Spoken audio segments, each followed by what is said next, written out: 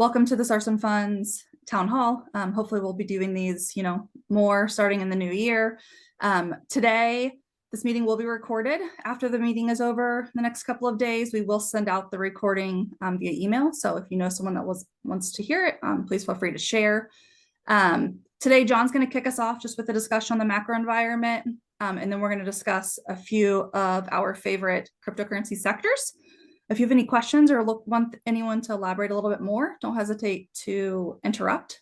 You can raise your hand or just shout on this call. And then, like John said, towards the end of this call, there will be plenty of time for questions. Thank you, Brittany. So Sarson Funds has made it past the 5-year mark as a company, which is a milestone that we're proud of. We couldn't do it without the dedication and the sacrifice from our team members. Brittany Keels, most especially, who's a fabulous COO, and many of you I know I've had a chance to work with her. We always want to hear your questions and to hear from you as our clients, make this business possible for us.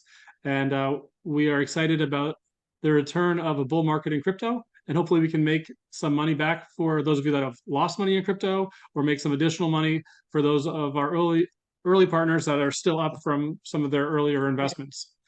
The macroeconomic backdrop has changed. It was, for a long time, the scariest macroeconomic backdrop imaginable. Right when we thought we were at the bottom of the bear market, we had the FTX implosion and massive fraud land right on our plate. And it moved the market lower than we thought the market would go. We were positioned for a recovery, and the recovery didn't happen. And instead, the market dropped another 35%. Now, we've seen Sam Bankman-Fried be found guilty on all charges of fraud. And hopefully this is a dark chapter in crypto that can be put behind us. It certainly didn't do anything to help crypto's reputation. At Sarson Funds, as many of you know, we focus on being regulatory compliant and managing money in the safest way possible. We've done pretty well compared to some of our competitors when it comes to avoiding catastrophe. We did not have money with FTX. We did not have money in a lot of different protocols, such as BlockFi, 3 Arrows Capital, and others that went bankrupt and caused massive liquidity issues for clients.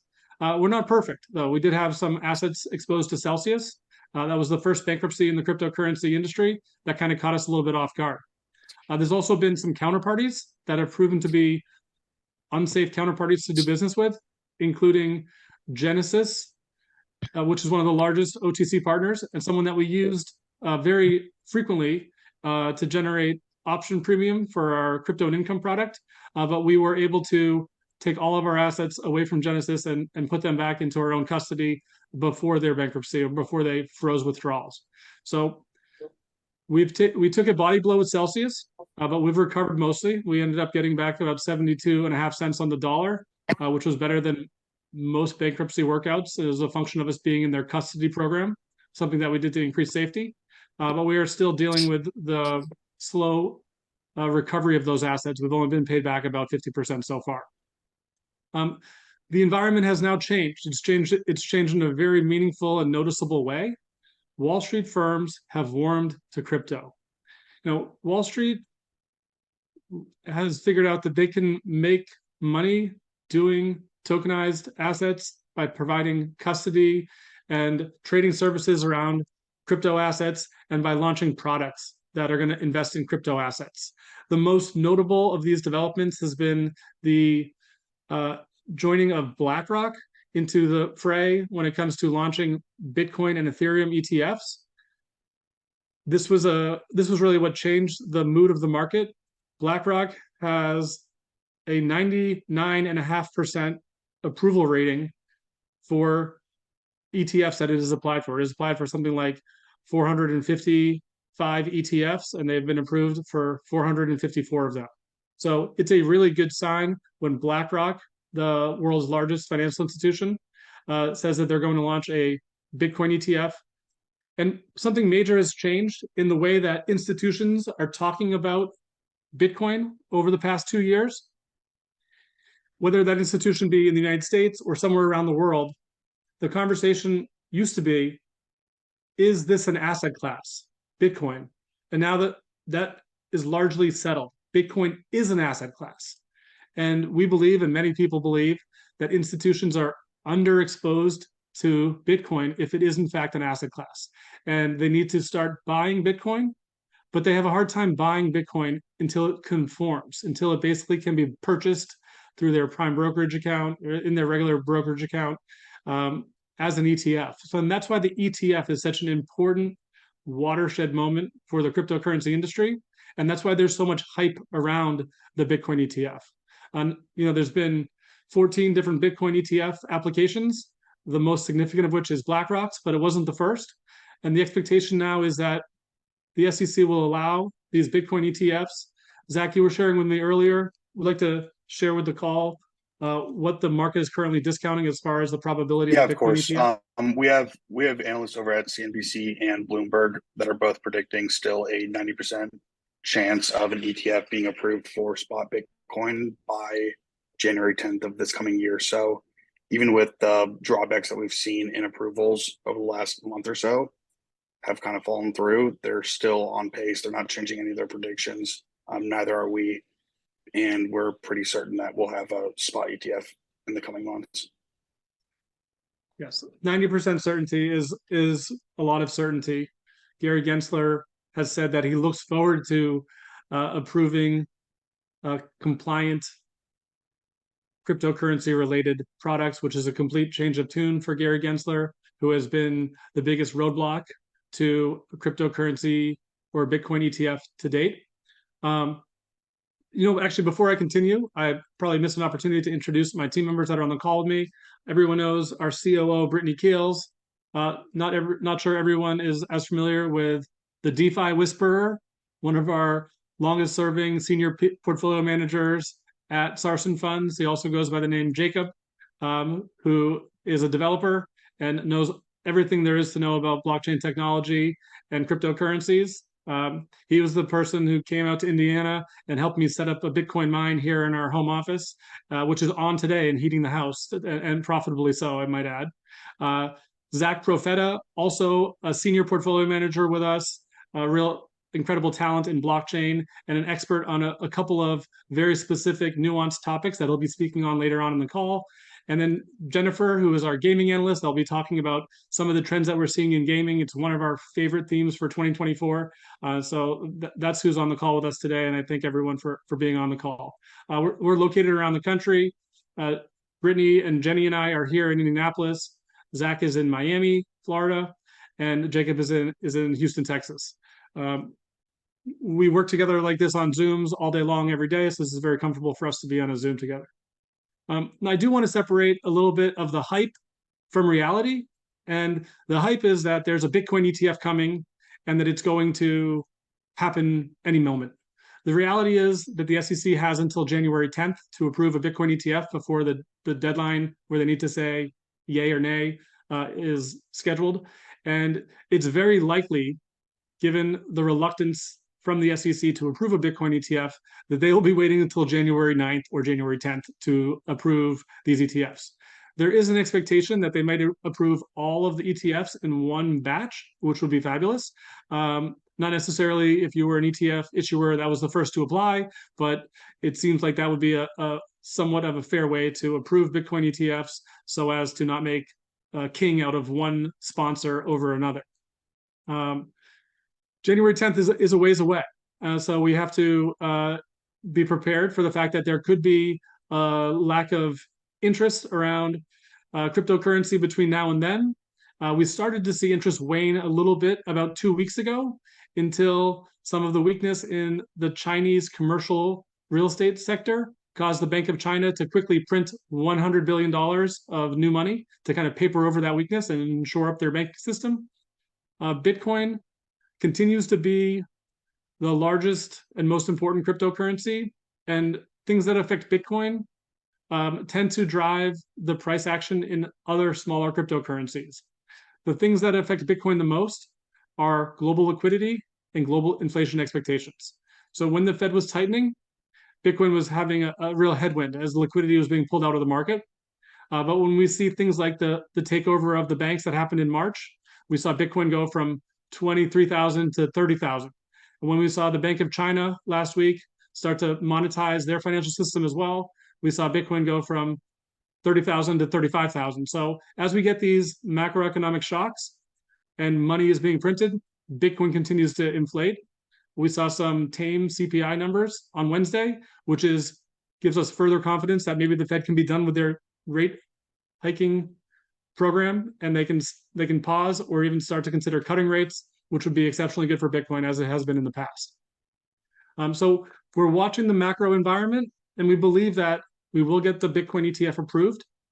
And when it does get approved, the expectation is that around $15 billion will flow into the Bitcoin ETF over the course of the first 12 months.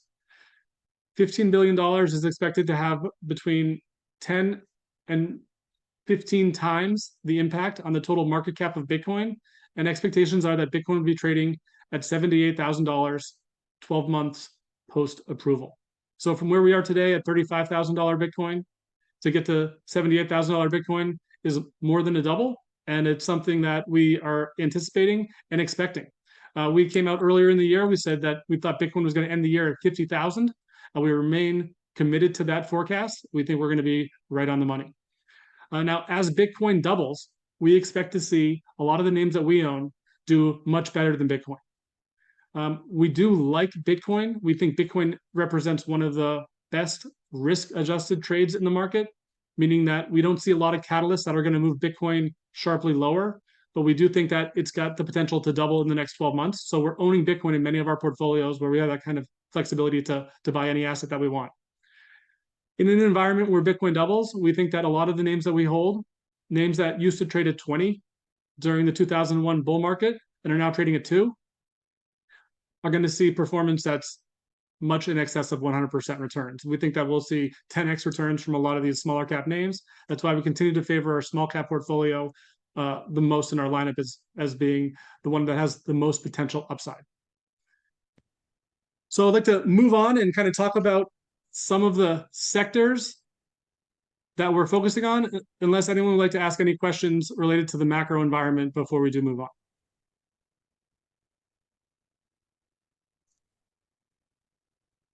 Okay, and so if there's no questions, if those come to you as we're talking, we can certainly address any type of question. Sean, if you don't mind, I do just have a quick one, if I could jump in.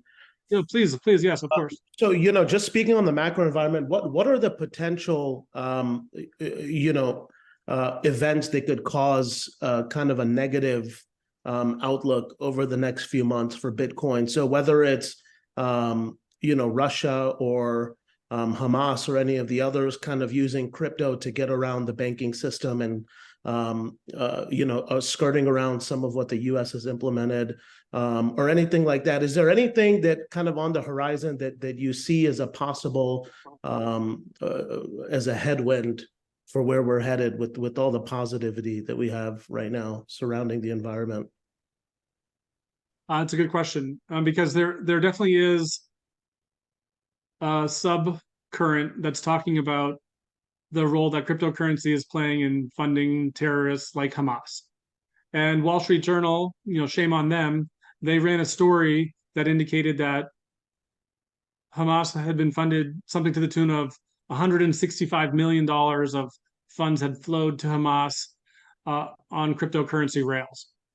To which there was a follow-up article issued by Chainalysis, a firm that is dedicated to on-chain forensics, that said that those transactions were being double counted and the actual number was closer to 15 million.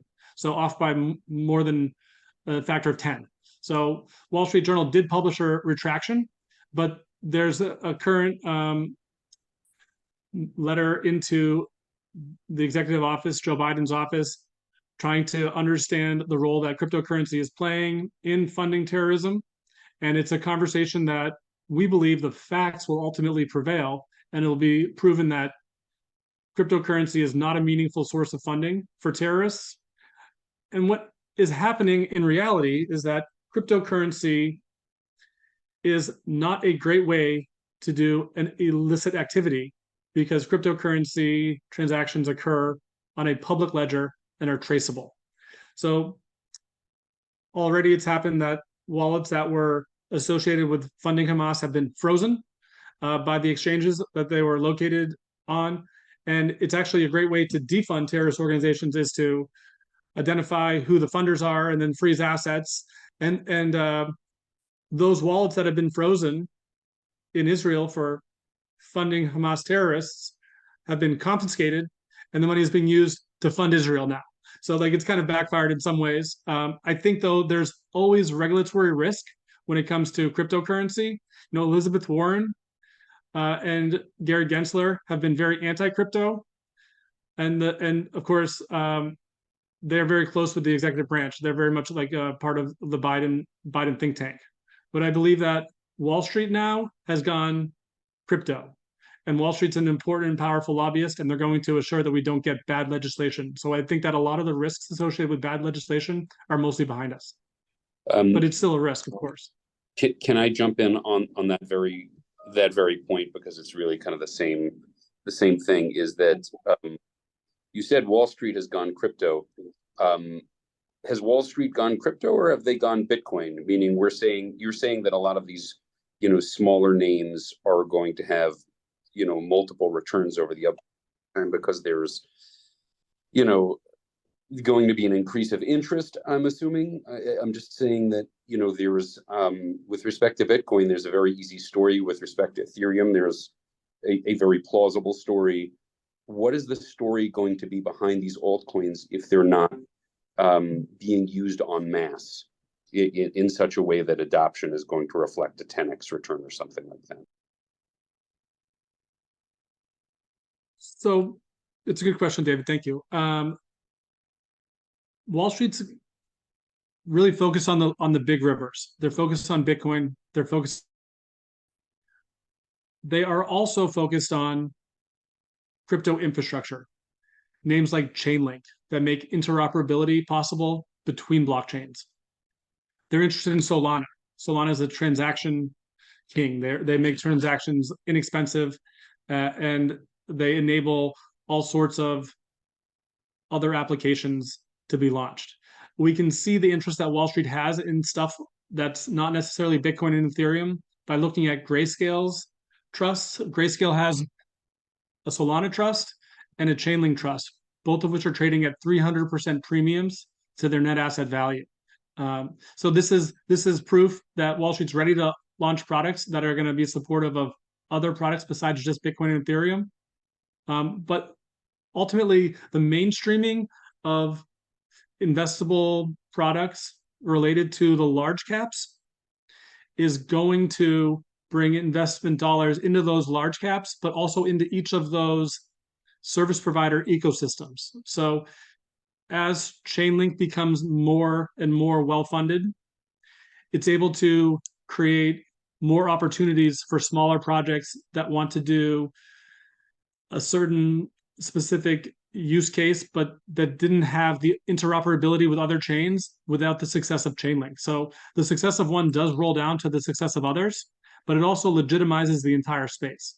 At Sarson Funds, we've never really been a Bitcoin or an Ethereum-centric company, because we believe that if you want Bitcoin or Ethereum, you don't need to really pay a manager to buy Bitcoin or Ethereum for you. We believe that when we're adding the most value is when we're differentiating between startup projects that make sense and startup projects that make less sense. And that's what we'll continue to do going forward. But I do think that the credibility and the funding that goes into the largest projects ends up benefiting the ecosystem, and it benefits the smallest projects in a major way. I'm going to try to move my camera to get this spot off. There we go.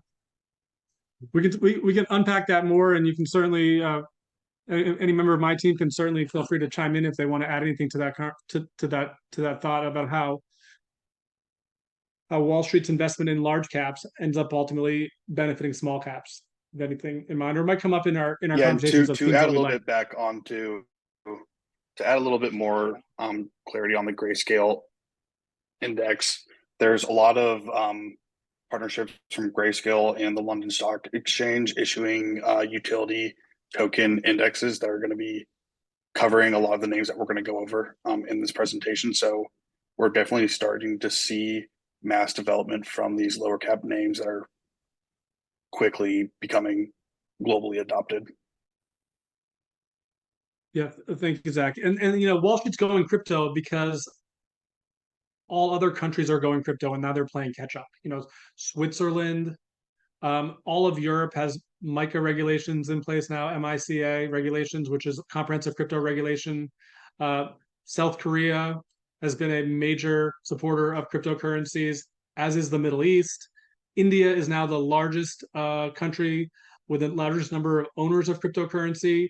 In Turkey, more than 50% of the population owns cryptocurrency. In places where we have chronic high inflation, like Argentina, Bitcoin is at a new all-time high price, and the popularity of the asset is growing immensely. I don't know if I mentioned Singapore. Singapore is basically Asia's crypto hub at this point. Hong Kong has turned the crypto spigot back on by making it legal for cryptocurrency exchanges to operate in Hong Kong. So there's a lot of major companies like Societe Generale, the largest bank in France, that have issued a stablecoin on top of Ethereum, really cementing the role of cryptocurrencies into global finance in a really important way. So Wall Street is playing catch up. So that's Wall Street acting as investors. When you're describing these countries that are further along in their development, are we talking about further along in their development as investors, or are we talking about further along in their development as adoption? So, for example, in Turkey, where they have extraordinary inflationary pressures, are people buying things with Bitcoin or any other cryptos, or are they transacting, or are they just getting it because the Turkish lira is so unstable that they might as well, you know, put it into something which is less volatile? You know, I don't have enough data to answer that question accurately. They're certainly buying it as a store of value. Whether or not they're transacting in it is something that I have not read anything to that effect. But it's a baby step, really, to go from owning it as a store of value to then transacting in it. You know, if you're in Argentina, like, you're not going to leave Bitcoin, go back into Argentinian pesos or dollars to make a transaction if that person also has a Bitcoin wallet, or the same thing in Turkey. So I think that kind of one goes with the other, although I don't have enough data to say that definitively. I'll move on here. Oh, Go ahead, Jacob. I wanted to chime in on the altcoins and like Bitcoin, just investing in Bitcoin or Ethereum. I'm just saying, like, right now, the Ethereum network is super busy. Just from the DeFi angle, you're seeing the rise of layer twos. So like you've got, I mean, Solana is not a layer 2 on Ethereum, but I kind of consider it a layer 2. It aids in chain expansion. You've got Polygon is one of the coins that's taking off, and it's got zero knowledge proofs, and it's a layer 2 that's sitting on top of Ethereum. It's these altcoins all run on Ethereum's network. So like, or on the layer 2. So like there's always going to be a place for altcoins, and for DeFi in general. Like, one of the main like watershed moments, and that gets me excited, is the AMM, which is the automatic market maker. You can think of it like a decentralized Robinhood or E-Trade. It allows anyone anywhere around the world to exchange assets through a smart contract that's defined by certain parameters, code, etc. That's like, great. That's actually go ahead. I'm sorry. Oh no, I was just gonna say, it's like that Yogi Berra quote, like, it's super busy, so I'm not going there type thing. Like, Ethereum's like hopping right now, like everything's firing on all cylinders, and you're seeing a huge layer 2 movement also as they're trying to get more throughput. So yeah, I'm seeing a lot of volume and trading, and like everything's kind of increased from 2022 in terms of activity. So I'm seeing that on the DeFi side. So that's right. And we've seen the number of Web3 wallets double in the last 2 years, which is an amazing statistic considering it's been 2 years of a bear market. And a Web3 wallet is an Ethereum wallet. It's an Ethereum wallet that is designed to hold something, whether it be an altcoin or an NFT, or a copy of your medical records that have been digitized, that you control. And the fact that the number of Web3 wallets has doubled during a bear market is incredibly bullish in our opinion. That was actually a great lead in, Jacob, into a discussion of the sectors that we're investing in currently and that we're excited about in 2024. Jacob started to mention a topic that is very important for Wall Street called real world assets and the tokenization of real world assets. RWAs is what they're called. And like Wall Street has finally seen the light that blockchain-based transactions are faster, cheaper, and more accurate than the current status quo of doing business. And now they're falling all in front of one another, trying to figure out how they're going to launch their own blockchains that are compatible with public blockchains to facilitate the tokenization of real world assets. And this is big for the DeFi space. It's kind of like breathing a second breath of life into DeFi. DeFi was the most exciting segment of the market in 2021. Jacob's fund, the DeFi Yield Farmer Fund, was up 540% in 2021. It was a good year. And it subsequently caught the attention of regulators, and regulators really tried to slow down the growth of DeFi.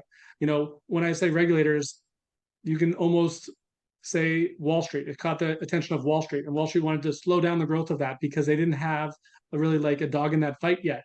But today, fast forward 2 years later, Wall Street's well positioned to win big segments of the market in DeFi. And Jacob, can you kind of speak a little bit more about why DeFi remains a focus of our fund, despite the continuing ongoing compliance and regulatory headwinds? Yeah, so earlier about that so there's a couple of watershed moments. So the real world asset that I've been focusing on is MakerDAO, and the first watershed moment in DeFi was a stable coin, and it was over collateralized, and that was DAI. It's pegged to $1. The second watershed moment, which one of the sectors we're heavily invested in, decentralized exchanges like AMMs, happened around the 2020, 2021 era. And then the third thing that John was talking about, and what I've been focusing on and what we've been hearing about with the Bitcoin ETF news, is the real world assets. And MakerDAO, which initially I call them like the grandfather of DeFi, they're reinventing themselves as a RWA hub. And just taking your Turkey examples, a citizen in Turkey can now go on to MakerDAO and have exposure to the US Treasury market through DeFi, and can get APRs in the 5 to 6% range. You can also tokenize carbon credits, can tokenize stocks. So to allow other people access to and the ability to trade those instruments. So real world assets is it's one of the most exciting things, because we're bringing everyone into the mix for cryptocurrency. And MakerDAO is the platform that I'm focusing on right now in my analysis. So yeah, thanks for that, Jacob. The democratization of access to financial products is one of the things that we feel so passionate about, and one of the reasons why we're really mission driven at Sarson Funds is because cryptocurrency and DeFi are bringing the same type of financial opportunities to disenfranchised populations that we have here in the United States, which is a fabulous force for good in the world. And that's what Jacob was referring to when he talked about people in Turkey having access to US APYs. So this is crypto doing what crypto does best, which is democratizing access for people all over the globe.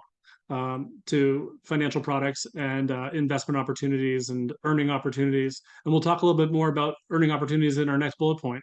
Our next bullet point I want to talk about is the sector of, it's called DPIN.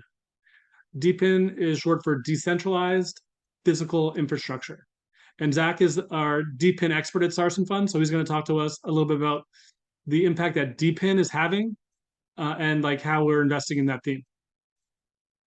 Yeah, of course. Thank you, John. One of the main names that we're looking at in the DPIN space is Helium, ticker HNT. Helium is a decentralized wireless network that is built on the backs of a community-driven model through an incentive program through token emissions. So basically a rundown of how the network works is that Helium provides tokens to users that deploy a small little device in their home or business. In return, those users are getting HNT tokens for providing this sub-gigahertz frequency network for devices that run on Internet of Things networks. These are low data transmission devices, things like location trackers or humidity monitors or temperature control devices that only require small You'll see a Helium miner right there in our window. That's a Helium miner, just for add some context to this conversation. Yeah, absolutely. And those devices are sold by third-party companies that have basically been licensed out from Helium to distribute these all over the world. Last year, they hit a pretty significant milestone of just over 900,000 IoT hotspots around the world. There's something like 90% of all human population is within a couple miles of a Helium IoT hotspot. So their coverage has become the largest out of any other IoT network and low frequency networks throughout the world. There's currently like 15, 16 billion IoT devices globally that are mainly running on 4G LTE networks that are paying roughly $3 to $4 per megabyte of data transmitted. Keep in mind that these are very low data transmitted devices that can run at about a 50th of the cost on Helium's decentralized network, mainly because they don't need to go to large providers to get permits from the city, get construction crews, get all the equipment to build out these mass cell towers to deploy these IoT networks. So you can have all these devices run efficiently and inexpensive on Helium IoT. And after Helium saw the success of this sort of incentive model to build out these physical networks, they transitioned from IoT into 5G cellular. Currently, they're offering 5G data plans fully paid through in crypto, the HNT token, for $5 a month unlimited. And like I said previously, they're able to do this because there's no overhead cost from the telecom company to deploy these hotspots and the infrastructure on their own. And they're able to achieve, a 10x multiple in savings for everyday users around the world just to run your cell phone right now. And they're slowly running through beta tests right now in South Florida and Miami, in my area, $5 a month. And we're seeing a lot of people take their first leap into crypto through Helium. We saw a lot of them be onboarded through IoT hotspots because they figured out that you can get paid for just plugging in a device that costs as much as a light bulb. And we're seeing some pretty great adoption from 5G so far in South Florida. They've only been live for 3 or 4 months as of right now, but they're getting ready to roll out nationwide coverage. We think that they're going to take a pretty significant portion of market share from the big 4 telcos right now. They have pretty significant partnerships with Deutsche Telco, Dish, Boost, and more importantly, T-Mobile right now, which is sort of cross data roaming from their network to T-Mobile. Thank you, Zach. So just to hammer those points, for an IoT device, Helium is providing services that are 50 times cheaper than what's currently being offered. And for a 5G mobile device like a cell phone, which I have one, and so does Zach, is offering plans that are 10 times cheaper than current unlimited data mobile plans. Like this is a product that's being used by new industries that never could afford to put an IoT tracking device into a shipment box before. It can report the location data, can report the temperature data, And all of a sudden, if these sensors only cost $1 or $2, expect to see them in your Hello Fresh boxes that are arriving on your doorstep a year or two from now, or less. As Yeah, it just starts to to add, become, a bit more of perspective on how big the actual IoT market is. Like I said, there's 16 billion devices right now. That's growing at roughly 15 to 16% CAGR year over year.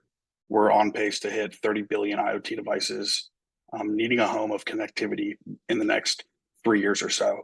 And I mean, I predict that there's no better and more built out network than IoT for these devices to actually be onboarded onto. And like I said, traditionally, these devices are running on 4G LTE. A lot of the major telcos have suspended and ended that coverage because it's too expensive to run, which they're sort of admitting to themselves. And they're not really going to have any other option but to use helium if they want to save a lot of money. I mean, they're able to transmit 10 times the amount of data, 10 times as frequent on helium IoT than traditional networks. we talked earlier in the call about the fact that some of these tokens that were previously trading at 20 and are now trading at 2. I was referring specifically to the helium token. Despite executing on their business model, and despite the fact that they have enough cash, $400 million, to operate for 7 years, but without any additional fundraising, they used to trade at $23 for a helium token. At the time, they raised they received a $111 million investment from a VC firm called Andreessen Horowitz to help them build out their mobile 5G network. They're currently trading at $2.07. So this is one of these names that, whereas Bitcoin doubles, we think that we can see much, much better performance from a name like Helium, especially considering the fact that they're executing flawlessly from what we can tell on their business growth plans. We think Helium has the potential to become a big 5 telecom provider in the next few years. And to put this in perspective, Verizon made $125 billion last year. So this is a growth opportunity that we love. It's a top holding in our small cap fund, and we've sprinkled it into a number of our funds. We think that it's completely under-owned by Wall Street, and it has massive upside potential. I know Zach wants to talk about at least one more deep in name, so I'll turn the floor back over to Zach. Of course. And another way that Wall Street is getting exposure to this is, like I mentioned previously, with the London Stock Exchange. Grayscale's index is comprised of Render, Helium, Chainlink, Lido, and Filecoin. So there's a lot of eyes on the potential disruption that Helium can actually provide.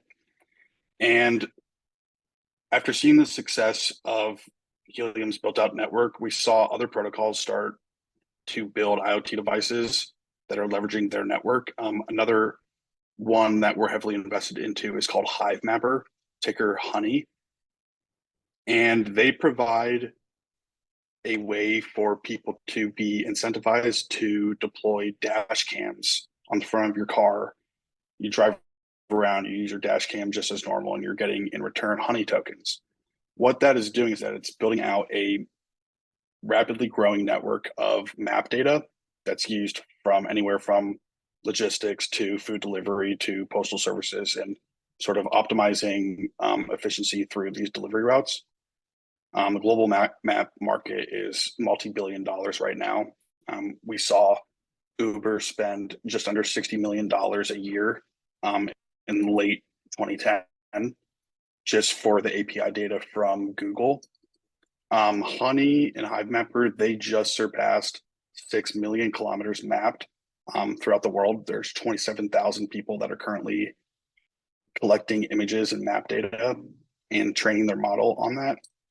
Google, it took them 6 years to reach 6 million kilometers mapped. And keep in mind, if you've ever seen those Google streetcars, they cost roughly $1 million to deploy. They're almost never going to repeat the same location over and over again.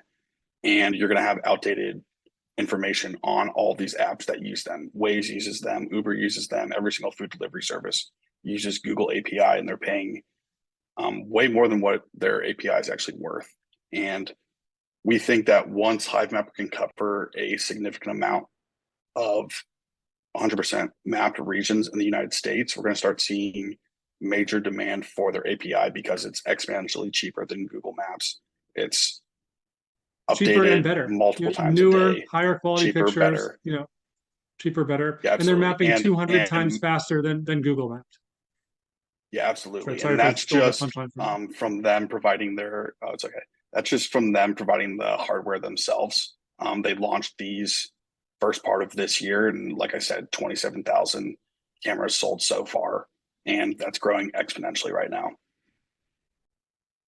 We love Hive Mapper. You'll hear me talk about mapping. I have a Hive Mapper dash cam, and like we've been investing in the project since it was trading at 1 penny. It's currently trading at 2 pennies, which is a 100% return for our investors.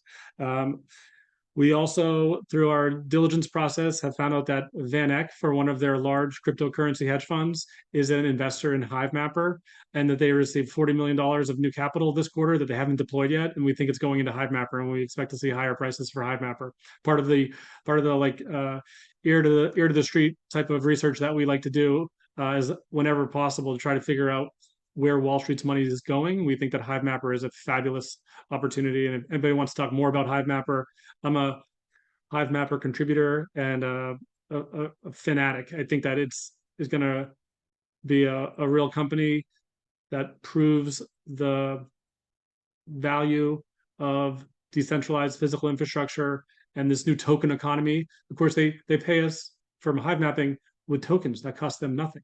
So while Google had to pay $1 million per vehicle and then pay drivers, the Hive Mapper is having to pay nothing. So it's a good place to be as a company, and we can share in their success by investing in their token. There are more DPIN names that we like. We're diversified in our small cap portfolio across several. If anyone wants to hear about some more decentralized physical infrastructure investments, don't hesitate to reach out to us. But we're going to turn and talk about another theme that we think is massively important, which is gaming. There are more than 500 million active daily gamers worldwide, and gaming and blockchain go together like peanut butter and jelly. It's a really great marriage. One of the names that we're invested in is called Hytopia. Hytopia is a Minecraft emulator. Minecraft has decided that they don't want to allow blockchain-based transactions on Minecraft. And so Hytopia, which was doing this on top of Minecraft, said, we don't need you, Minecraft. They launched their own game, or they're launching their own game. It's in development. And they currently have 1 million users on their waiting list. The Minecraft worlds that they have available have already traded $120 million of total trade volume on OpenSea. And anytime we see a project with a 1 million person waiting list in a sector that we think is where we want to be invested, we're very interested. So we actually reached out to Hytopia, spoke with their CEO, made a private placement investment into the company that comes with a warrant to buy tokens. At the time we signed the deal, the warrant alone for the tokens was worth double what we invested into the company, and we get the equity. So this is how we continue to drive outcomes and find smart ways to invest in projects that aren't always just buying the token in the open market for our clients. Jenny was going to talk to us about another blockchain-based game that is very exciting. Jenny, could you share with us your thoughts on Illuvium, please? Yeah, hi. Illuvium is one of our personal favorite Web3 blockchain games. It's currently trading at an all-time high. It really is a very beautiful game. If you consider yourself a gamer, it's an open world exploration battler game. We have been invested in the project for a while now. We hold a plot of land on their map. They've got a lot of announcements that have came out. Currently, it's trading on Epic Games platform. It's also they recently announced a soon release for their PvP mode, which is player versus player, which means that it's going to be going online and players can play against each other.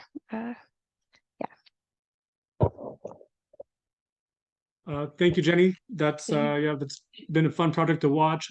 Very beautiful graphics. This is like first tier production type quality, which has been something that's been missing from blockchain gaming, and that Illuvium is bringing it bringing it home. And like Illuvium's been a great investment. That was one of Jenny's picks from last year. That's been a big win for us. And Illuvium Land, it trades on a platform called IMX. That's part of our gaming infrastructure initiative. And Zach can talk about IMX. Yeah, of course. IMX is the ticker for this scaling solution on Ethereum called Immutable X.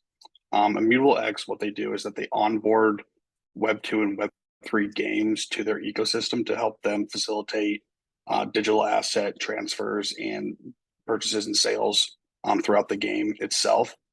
And you guys as investors might be wondering why we have such a strong focus on the gaming industry. And if you look up the size of the industry, you'll understand that it's roughly a $500 billion industry. It's larger than any other form of entertainment, music, movies, sports combined. So we see Web3 adoption or Web3 technology playing a very important role in the future of gaming.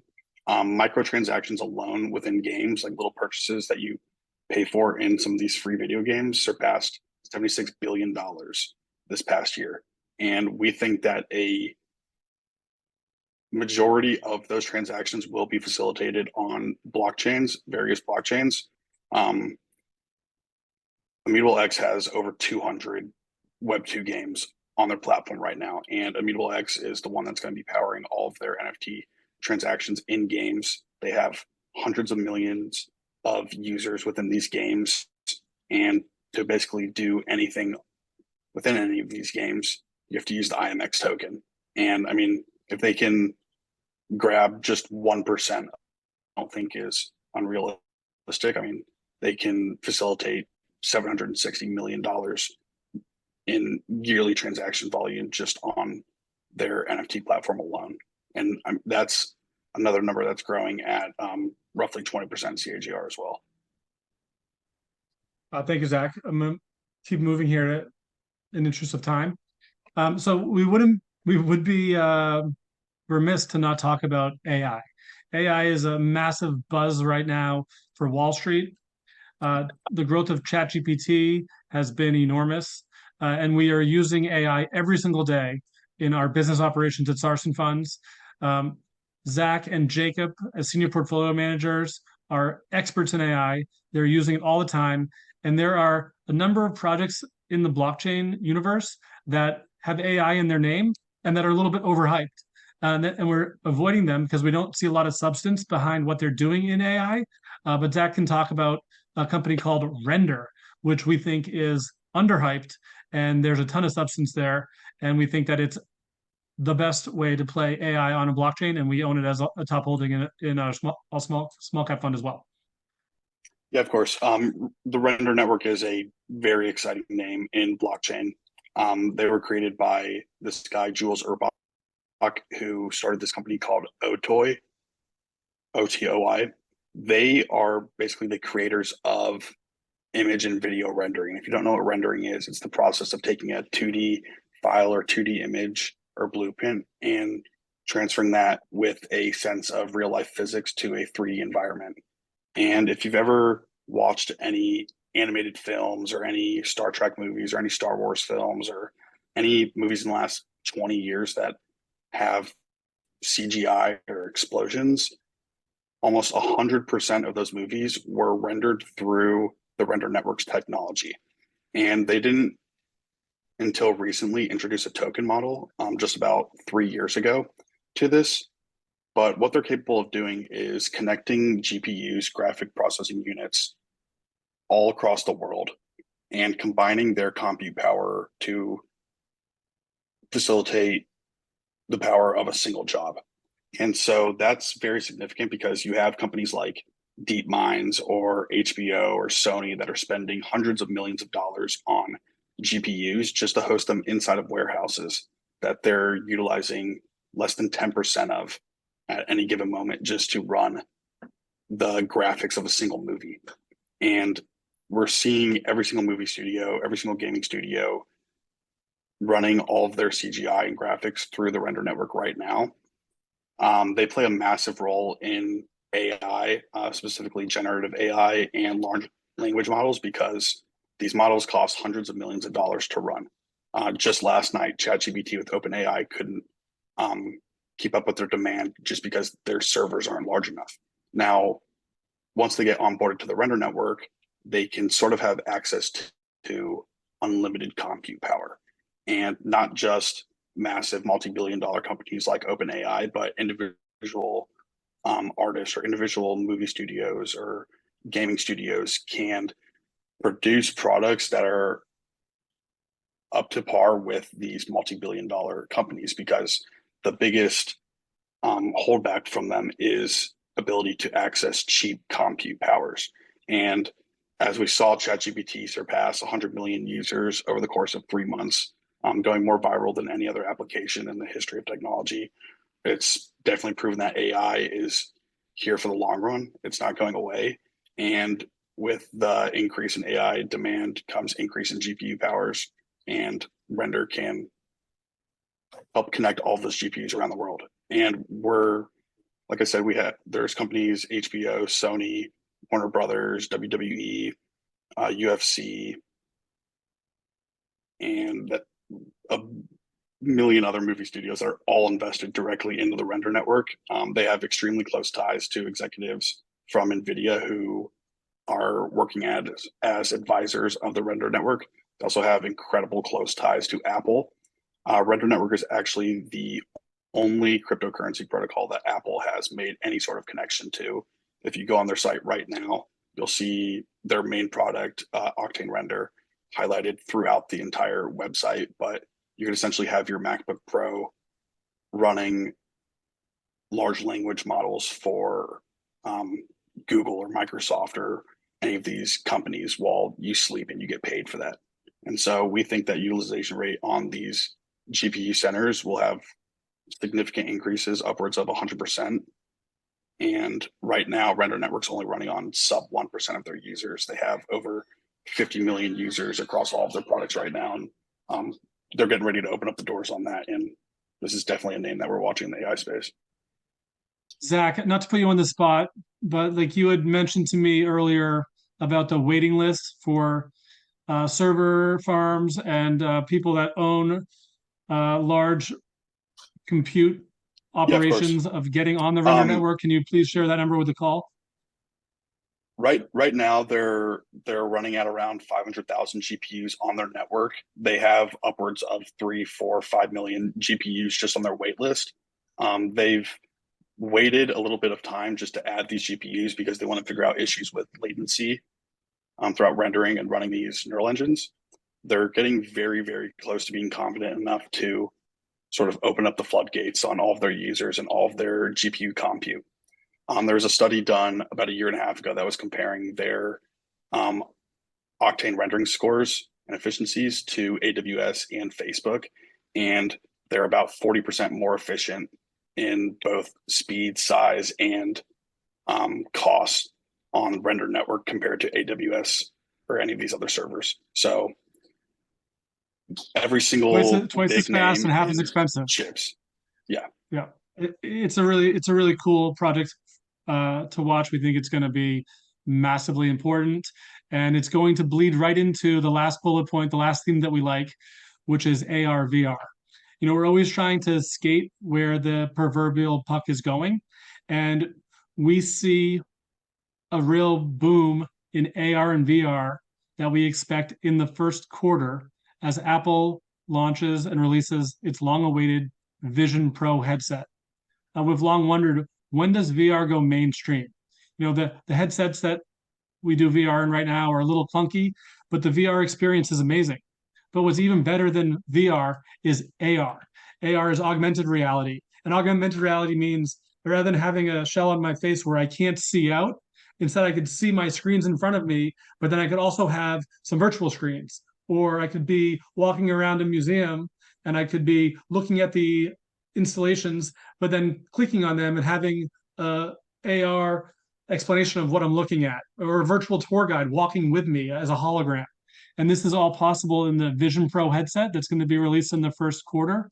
The last time we saw a major announcement related to the VR from a Fortune 100 company, it was when Facebook changed its name from Facebook to Meta.